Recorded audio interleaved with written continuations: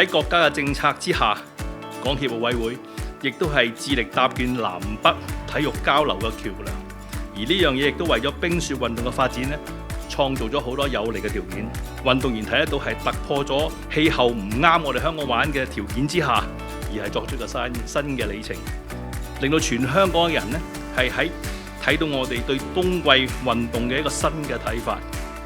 中國香港隊今年呢係連續第7次可以派出隊員呢係參加冬奧。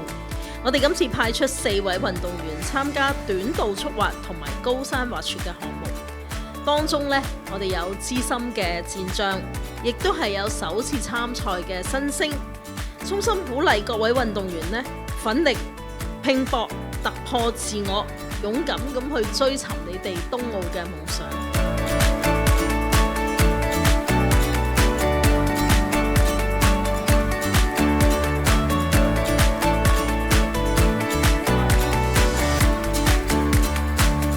希望可以個心態可以冷靜啲，因為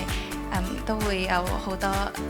比起平時多啲壓力啦。我覺得咁，希望可以都做好自己。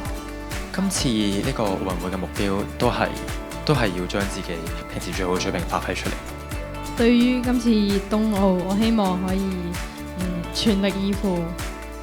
做到俾到我最好嘅成績，同埋冇辜負幾年嚟嘅辛苦努力嘅訓練同埋教練嘅悉心培養。